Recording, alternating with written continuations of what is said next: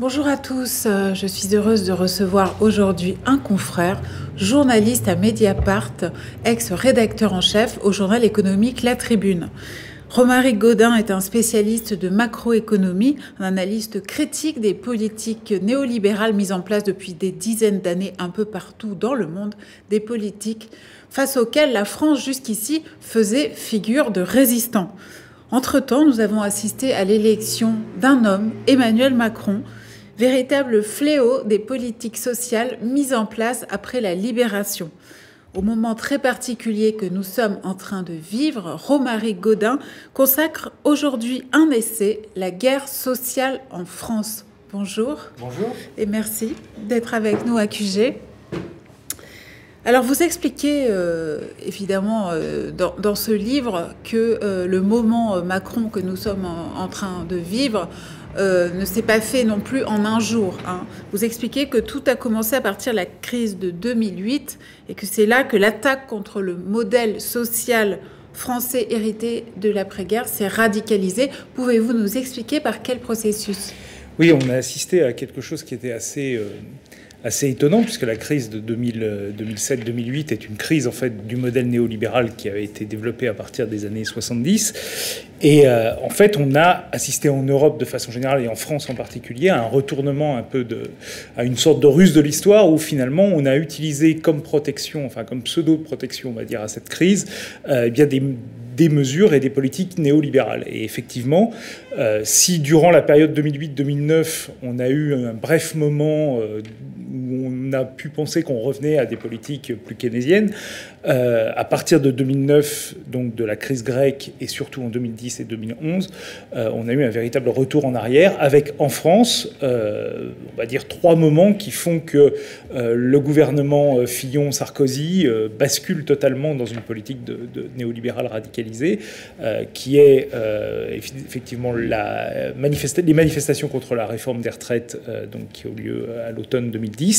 enfin au printemps et à l'automne 2010, la fameuse entrevue de Deauville avec Angela Merkel en octobre 2010, où Nicolas Sarkozy finalement se range dans le camp des politiques néolibérales et des politiques d'austérité, et puis le budget 2011 voté donc à l'hiver 2010 qui fait entrer la France dans une vraie politique d'austérité pour la première fois depuis assez longtemps. Et donc ces trois éléments montrent qu'en fait, il y a une véritable radicalisation de la vieille pensée néolibérale française, qui est une vieille tradition, mais qui effectivement jusqu'ici avait essayé de s'infiltrer plus que de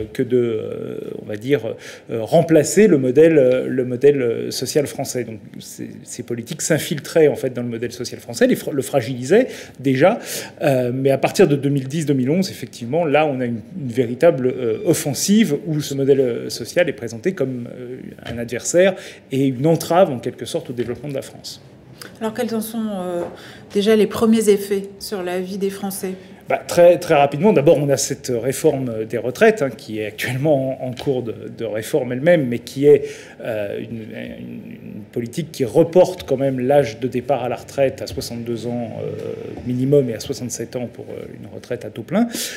Donc c'est quand même, je rappelle que 67 ans, c'était l'objectif en Allemagne sur 20 ans, pour 2030. Et la réforme Fillon fait passer directement, pour ceux qui veulent partir avec une retraite à taux plein et qui n'ont pas les cotisations entre 62 et 67 ans, place cet âge de départ à la retraite à 67 ans. Donc c'est quand même une réforme assez violente. Et puis ensuite, on a eu effectivement une véritable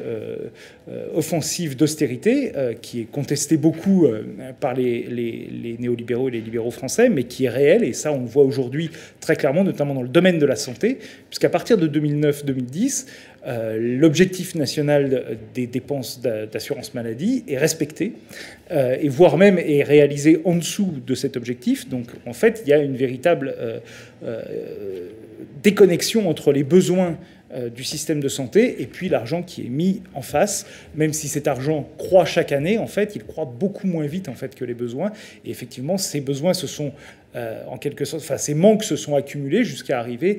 au système qu'on voit, enfin, à la situation qu'on voit aujourd'hui, qui est une situation qui est proche de l'explosion pour l'hôpital et les urgences, mais qui est en fait le fruit de cette politique d'austérité qui a été entamée à partir de 2010. Et puis le dernier élément, notamment ça, c'est ce qui s'est passé sous le quinquennat Hollande, puis sous le quinquennat Macron, c'est la libéralisation évidemment du marché du travail, qui ont en fait des conséquences assez fortes sur la vie quotidienne au travail des Français, simplement. C'est que le salarié est sous la pression de l'employeur, sous la menace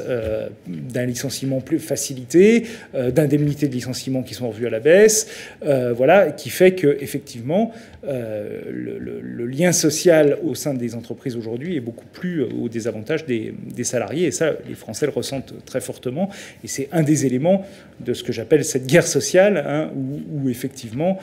on a cette pression quotidienne permanente sur le travail quotidien des gens dans le secteur privé et également dans le secteur public, puisque l'austérité du secteur public dont je viens de parler a effectivement aussi un impact sur le travail des fonctionnaires.